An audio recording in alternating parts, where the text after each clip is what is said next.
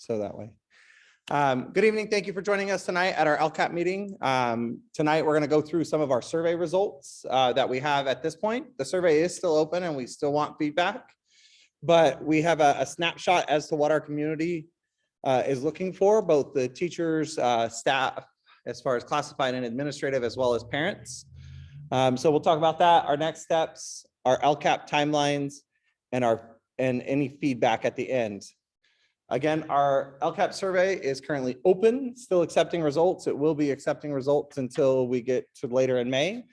But the sooner we have those results, the easier it is to incorporate that data into the changes we want to make.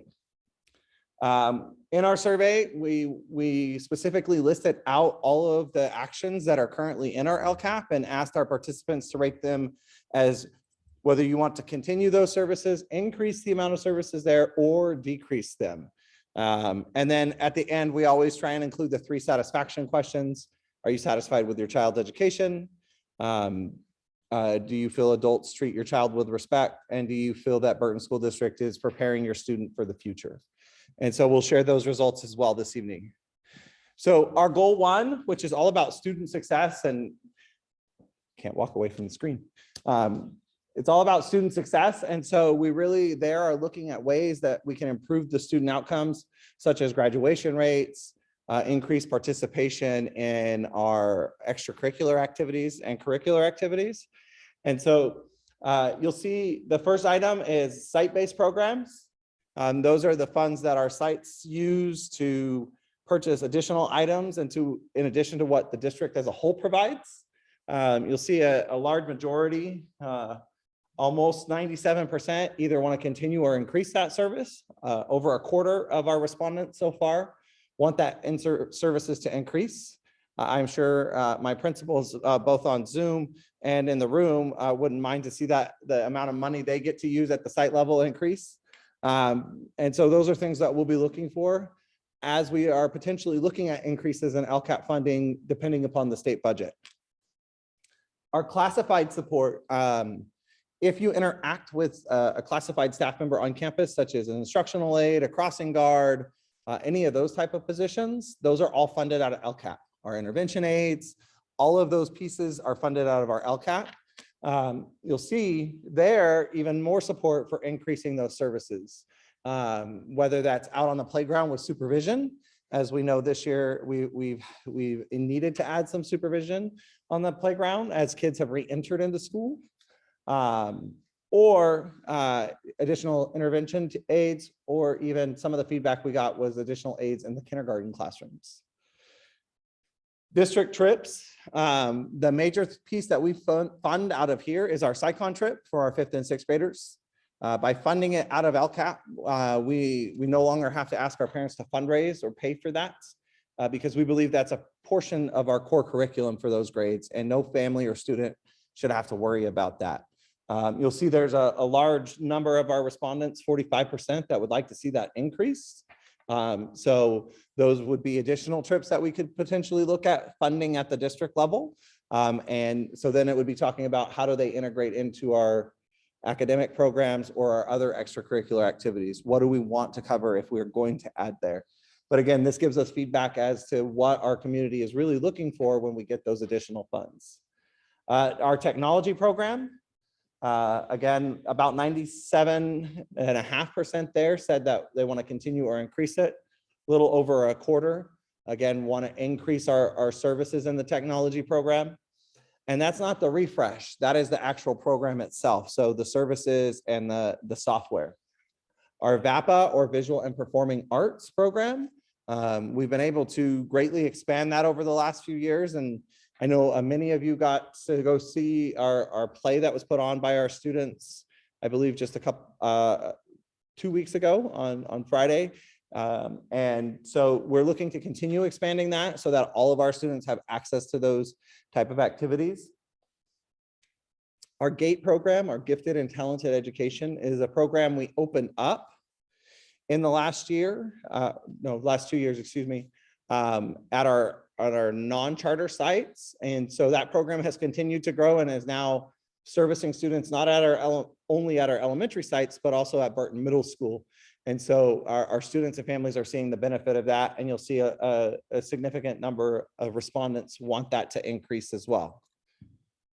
I'm not done with goal 1 yet, because it is student success, and that's really what we're about as an organization.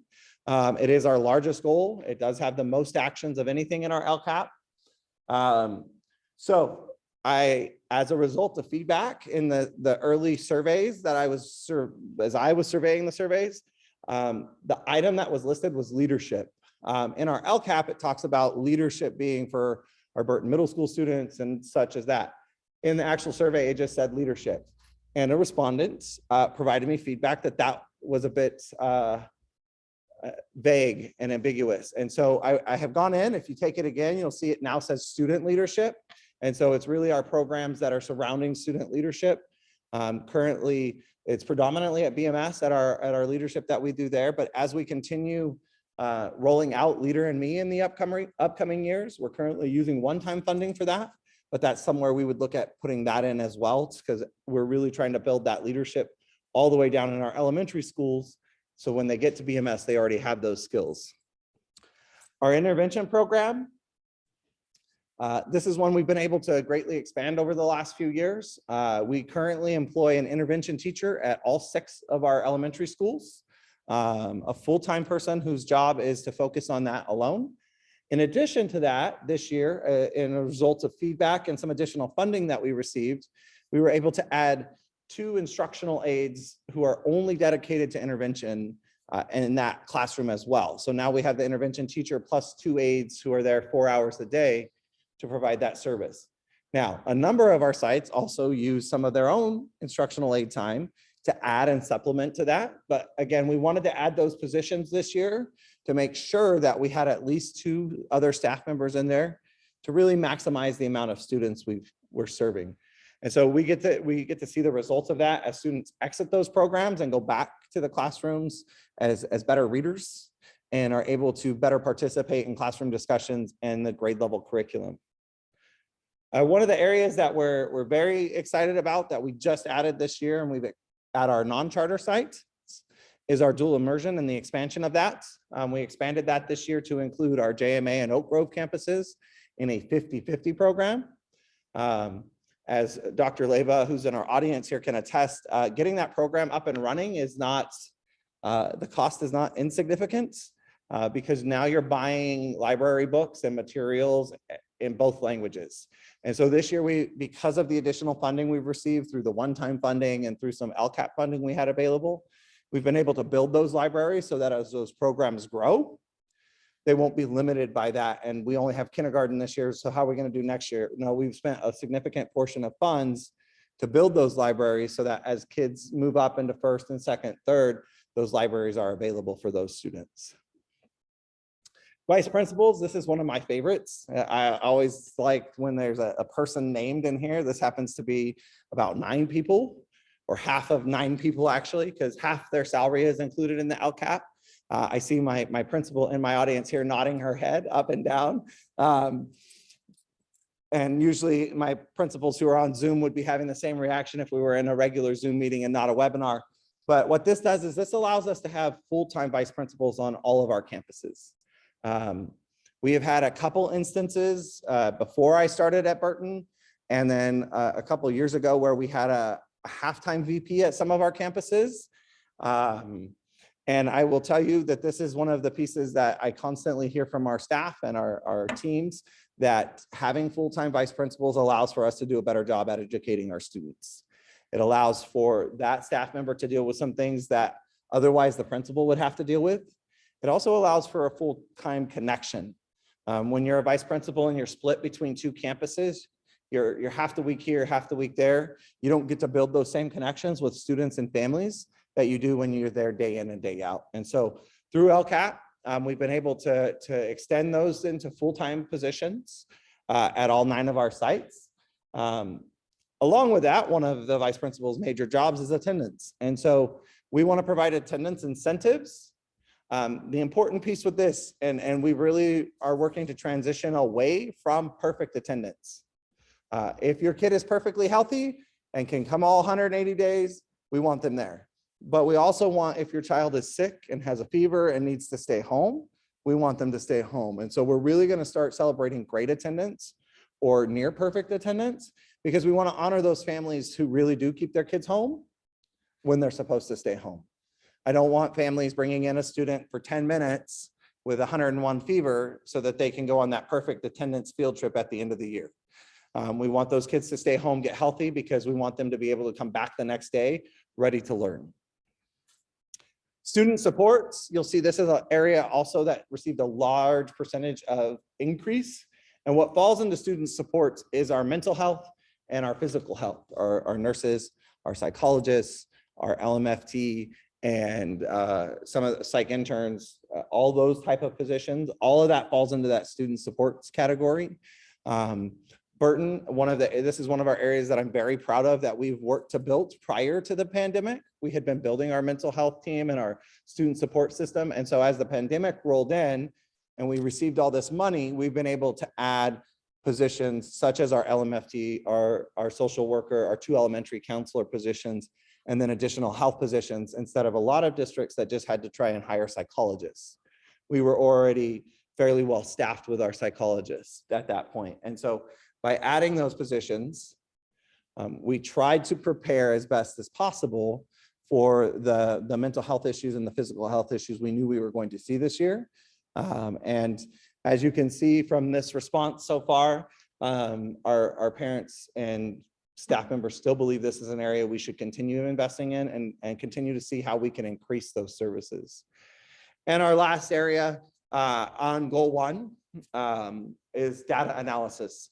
So in order for us to be able to monitor student achievement, in order for us to monitor student attendance, all these various pieces, we need to have data systems in place. And so really this is looking at those systems as well as the support personnel to make those systems happen. Because I think it's important not just to collect numerical feedback from our families and our staff members, because I really want to hear your voice as a community member, and I really want you to be able to provide true feedback to us. We always have, after every question, an open-ended box where you can tell me anything and everything under the sun. Obviously, not all those comments get published because sometimes those comments don't need to be published, but we do get to see them, and I do share those with our team. But what I do is I then take themes from those specific comments, and some of the themes that we've received so far: continue and increase student supports. You saw that in the numeric values as well. Mental health was repeatedly called out in the written comments. Another area that was repeatedly mentioned was increasing the amount of supervision available for our students during breaks, before school, during breaks, and then after school. So that's an area we'll be looking to see as a district how we can work to support that, because that has been brought up by our community. And so we'll see how we can possibly add additional pieces in there. Classroom support, intervention aides, and kindergarten aides were specifically called out this year. And then another piece that was mentioned multiple times was continuing to build and increase our visual and performing arts, or VAPA, and GATE programs, so that more and more students can take access to those type of programs. And then really another overarching theme was continuing to work to building a better climate and culture for students and staff. And so as we move forward, how can we make sure that when students and staff walk into our schools, that they feel welcomed, that they feel valued, and that they feel their voice is going to be heard? So that's goal 1, student success. That is our area where our focus is really predominantly on student outcomes and how we support our students. Goal 2 is our employee engagement goal. How do we interact with our staff? How do we meet the goal of having a good environment for them and improving employee satisfaction? The first item there is our mentor teachers. Our mentor teachers go into the classrooms and support our classroom teachers with their everyday instruction. Those have become a very valuable member of our teams across the district, and allow us to provide additional coaching to staff that we wouldn't be able to otherwise. Our teacher induction program, this is also one of those proud Burton moments that we get to say we have something that other districts don't. Our teacher induction program allows for our staff to come in and get their clear credential with us instead of having to go through a county run program. By having the staff go through our program instead of the county run program, we're able to tailor that to our needs, as well as the needs of the teachers instead of a generic program designed for over 40 districts. District staff events. You'll see this is one of the areas where we actually reach double digits and the decrease, 11% of our respondents actually want to see a decrease in this funding. Still, that means 89% of our respondents want to see a continue or an increase. But I did want to point that out because it is one of the few areas where we hit double digits there. And what this is where we have things such as our annual soup in the fall, or as we're planning for the upcoming one in the spring, which is our staff luncheon, where we're able to provide that for all of our staff members. The next item is professional development, or PD. Again, this is one of the few areas that actually did reach double digits in the percentage of decrease. Largely, and you'll see in a moment in the comments that the PD that we are offering should be focused and targeted for the focus and target of the district. Again, even with that number, we still are at about 85% of our staff, parents, and soon to be students that will be that would like to see us continue or increase that. Our English learner professional development, which is very similar to the previous one, but is specifically calling out what we're doing to support our multilinguals, our emerging multilinguals or English learners. We call that out because that is one of our specific student groups that we want to make sure that we don't miss. And so that specific training, you'll see about 91% of our respondents want to see us continue or increase that. And then our last one, it says professional organizations, which really that is largely AXA, as well as a few other ones that certain staff members participate in. And what that does is that gives our staff the ability to have access to various trainings, as well as the opportunity to get discounts when we attend conferences with those organizations. And so that provides us valuable feedback and information at the district and site levels when we're able to access that. So as with goal one, we always like to provide an opportunity for staff, members of the public, and our students to provide direct feedback to us so that we can see word for word what you would like to hear or what you'd like to say. And so one of the things that was repeatedly called out is that our mentor teachers are a great resource. And it's very clear from both the rating scale as well as the comments that is something we would like to, that everyone would like to see continue. Another theme was to continue to hone in and focus the professional development and training provided to our staff. Additional collaboration time within grade levels and departments was another theme in there. And then if we're able to bring in additional coaching staff to work with teachers side by side in the classroom, and really looking at targeting those staff members that want the support with those additional coaching pieces. And so that way we're able to provide all types of support that are requested. Our goal 3 is our parent and community engagement. That's really about how do we engage the community? What are we doing to help make sure our parents and families feel welcome? The first item is our communications department and the communications that we provide. You'll see that 98, a little over 98% of that, the respondents would like to see us continue or increase that. And then the next item is our actual parent communication system. Again, this year we rolled out Parent Square. We're still working to refine that. We want to continue to utilize that as a resource for our families and our school sites and see what other capabilities we might be able to use that for as we move forward, so that parents have a one-stop shop to get the information from our school district and their school sites. A number of years ago, we added additional clerk at our sites to help with attendance, often referred to as our third clerk in there. That is a position, obviously, as you can see, that our respondents would like to see continue or even increase. Our parent involvement, you'll see there's a large number of respondents that want to see that increase, 37%. Our parent involvement, as with COVID, has been a little more difficult than it had been in prior years, but our goal really is to have parents not just show up to things and just show up to the fun things, but be engaged in our meetings where they have a voice, where they can provide input, where they can give us feedback on the programs that their children are experiencing. Because while we have the expertise in the education portion, they have the expertise in their children. And then our community liaisons, these are positions that go out into the community and do home visits to try and connect families with resources or to ensure that we're getting kids to school. And then our LCFF tools, those are our local control funding formula tools. Those are really the alternative income survey that if you're a parent, you get to fill out annually. And what that does is that allows for us to designate if a student is socioeconomically disadvantaged, which in LCAP or LCFF allows for us to receive additional funding for that student.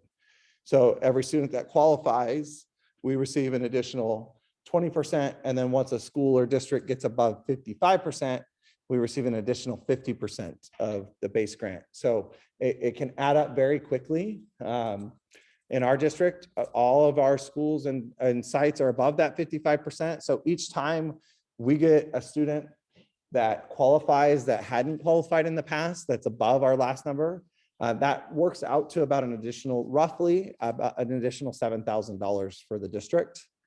And again, that's a rough number because it varies a little bit year to year. But so each time we qualify a new student and we're able to expand that number, that brings in additional funds, which allows for us to provide additional services, which is always the goal, to maximize the dollar that we have to providing the services to the students. Goal 3, we had some feedback from our respondents, and what they would like to see is increased targeted parent trainings at the site level.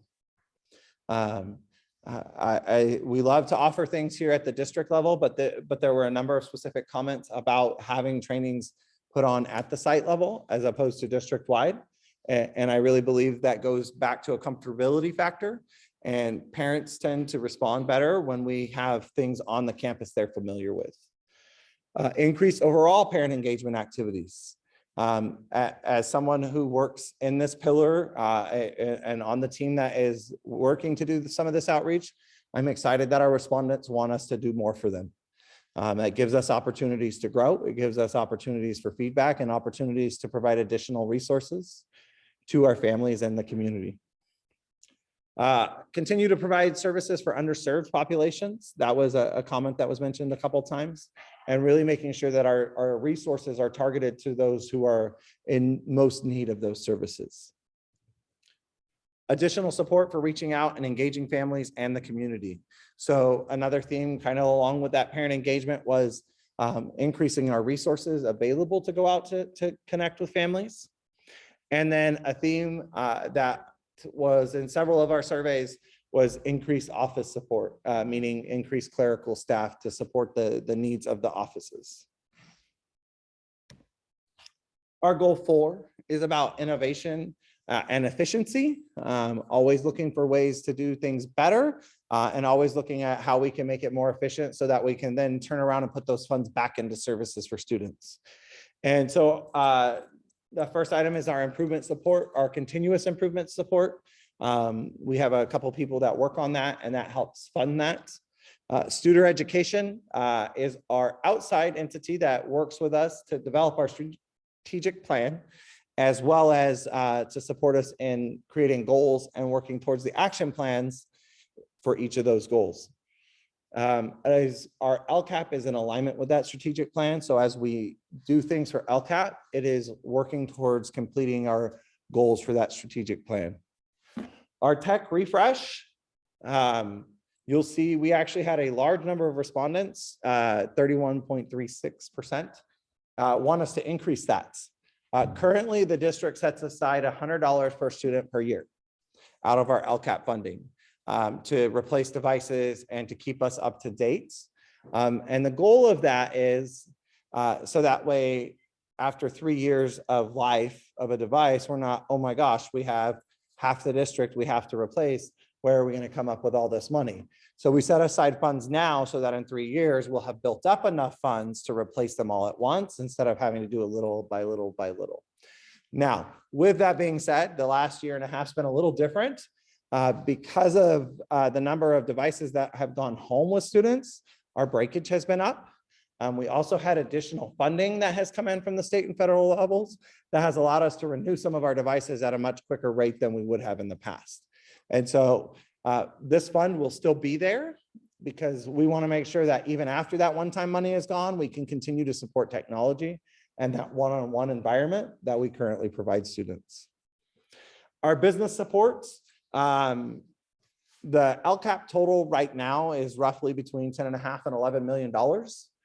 Every dollar spent out of that has to be processed by our business department, whether that's a requisition, whether that's a payroll check. They process all that money throughout the course of the year. And in order to make sure that that money goes through efficiently and that when we order something that we get it in a timely fashion and it doesn't get hung up because they're so inundated, there are funds set aside out of all of our different pots of money to provide business support services to make sure those funds flow through. Another area that we like to take a lot of pride in is how our schools look and how they function and that they are well maintained. And so we set aside a portion of the funding every year for what we call our deferred maintenance. That money goes into this pot, a separate pot that is designated as a resource for when things happen at our school site. So for example, if you were a teacher in a classroom and it's 2 weeks from now and your HVAC unit, your air conditioning went out, these type of funds would be able to be utilized to repair that right away, rather than us having to think, okay, how are we going to pay for this?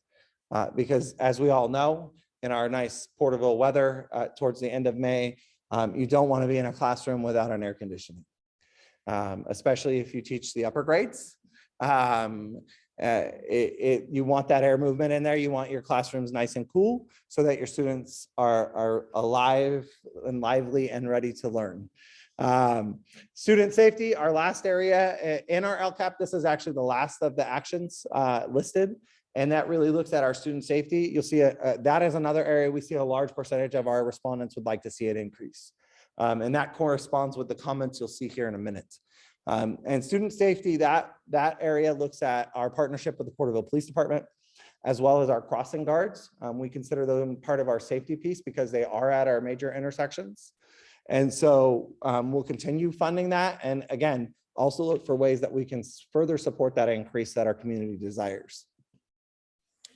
So as you'll see, multiple comments about increasing the safety on campus or the resources on campuses for our students and staff. Continue and increase our tech refresh funds. As I mentioned, you saw a large portion of our respondents did want to increase those funds. And then also to really taking a focused approach on safety and discipline with increased resources and training for staff was another theme. Again, really centered around that student safety. That was, if I had to pick one theme for this section, I would say that the comments were around that student safety as we have re-entered this year, and both our staff and parents and families are really wanting to make sure that we're taking a renewed focus on how we can support a safe environment for our students. So as I mentioned, at the end, there are 3 real quick questions on, are you satisfied with the education that your child receives here at Burton School District? We are at 36% of our respondents strongly agree to that. 54.9 agree with that, with a couple small percentages, just under 7 and just over 2, either disagree or strongly disagree with that. Our respect, and what that is do all the adults on a campus respect my child? You'll see that 36%, just over that, responded strongly agree. Our agree column is a little less than the last one with about 50.5%. Our disagree, unfortunately, is the highest of the 3 categories at 11.3% and strongly disagree at 1.7%. So between the 2 of those, you would look at just about 13% either disagree or strongly disagree. So that gives us feedback as a district on an area that we can work on. And I think that also goes into that whole idea of student safety. So not only are they safe, but do they feel welcome and respected on campus? And again, that's still 87% of our respondents saying that they feel that their students are treated with respect by every adult. And then the last question that is asked on there is, how is Burton School District doing in regards to preparing your child for the future? Just under 34% said strongly agree, 59% agree, with 5 and 1.6% saying disagree and strongly disagree. And again, this gives us an idea of our parents, the people of the students we serve every day, are they satisfied? Are we doing the job they want us to? And if not, how can we work to improve that? In this section, as well as we do with the others, we always have the opportunity for you to give written feedback. And so this is a chance where it basically says anything you want to tell us about Burton School District. And so really some of the themes that we see through there: increased student supports. You heard that earlier around goal 1 of increasing our supports for students. Specifically, another piece that was called out more than once was increased intervention support. So the opportunities for students to have that intervention, whether that's during their lunch, after school, or before school, which is awesome because we will be expanding our after school program and those opportunities for students. So if you're here in person or on Zoom, look for that if you're a parent, because we will be looking to expand greatly our after school opportunities in the upcoming year. Continue and increase support for building and growing the high school and associated programs. There were several pieces of feedback that we need to continue investing in our high school if we want it to fully become a full functioning high school and have programs that are successfully run. The dollars need to be there to support it. Continue and increase mental health support for both students and staff. That was a theme through there. Mostly in the earlier questions, it was really mental health in regards to students. In this case, it was really both students and staff. So making sure that as a district, we're watching out for the mental health of our team so that they can protect the mental health of our students. And lastly, increase behavioral and discipline supports. Again, really centered around that safety aspect of school, making sure that when my kid goes there, that I as a parent feel comfortable leaving him or her there.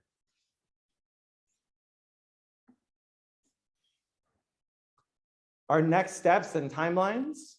So using this data and the data that will come in for the rest of the month, as well as the data from the departments, because one of the things about LCAP is it is a 3-year plan. So when we do the annual update like we're doing this year, there are certain things that are written in at the beginning of the plan that we just can't necessarily yank out. If staffing is attached to some of those goals and actions, those dollars have to be rolled forward to a certain extent every year to continue providing those services unless we go through a process to lay people off. And so sometimes when we get feedback of, well, you just need to stop this service, sometimes that's not quite as quick and easy as people think it is. And for every one of those, we may have another parent who wants to see us increase it. So it's that balancing act that we do here at the district and with our departments when they share our needs as well as our sites, provide us feedback on how they plan to spend the dollars. And so we'll be taking all of that data, combining it, putting it into various systems and looking at the various data points. And from there, we'll work to build our annual update for the LCAP. That dollar amount that will be spent per item will be shared at our LCAP meeting on May 26th at 5 o'clock here in the Berkey Center or on Zoom as we provided today. We'll then have our required public hearing that will take place at the board meeting on June 6th. Again, that's another opportunity for the public to provide comment on the LCAP. And then official approval of the LCAP will take place during the board meeting on June 20th. And then from there, we submit it to the county. The county reviews it. If they believe that we have met all the criteria, dotted all our I's, crossed all our T's, then they'll approve it. If not, they send it back to me and say, you need to fix this. We fix those I's and T's that need to be dotted and crossed, and then it's approved. Once the board approves it, we can then start expending funds. So, which is good for anybody who's paid out of this, because once it's approved, then we can make sure we run their July payroll. As well as for any services we want to provide over the summer, where we would need to be ordering. And so I want to thank you for your time this evening, and doubly thank you if you're not only in our Zoom or here in person, but if you've completed our survey. If you could please make sure that if you've not done that survey, that you complete it out, go ahead and go complete it. If you are a parent and if you are a staff member, I would ask that you complete it twice, because you serve two roles for our district. I'd ask that you complete it once with your staff member hat. How do things look at Burton School District from the staff member lens? But then really take it a second time and think, okay, how is Burton School District doing for my students? How are these services helping or not helping my student? And maybe your surveys will look exactly the same, how you rate everything, but they might not.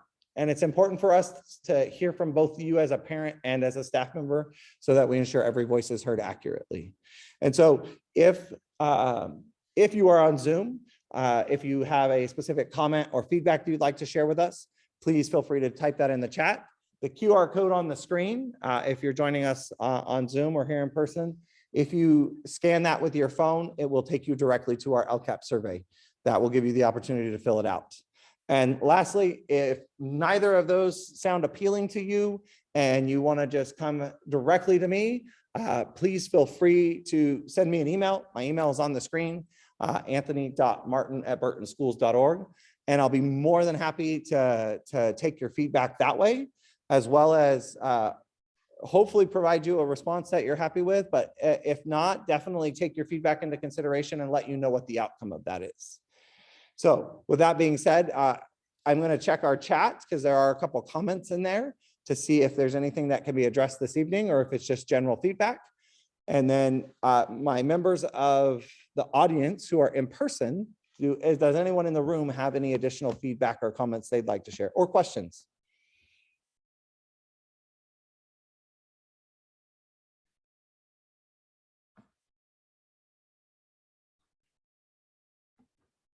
So those are internal questions. So one of them was, can we ask for parents that disagree to give us examples?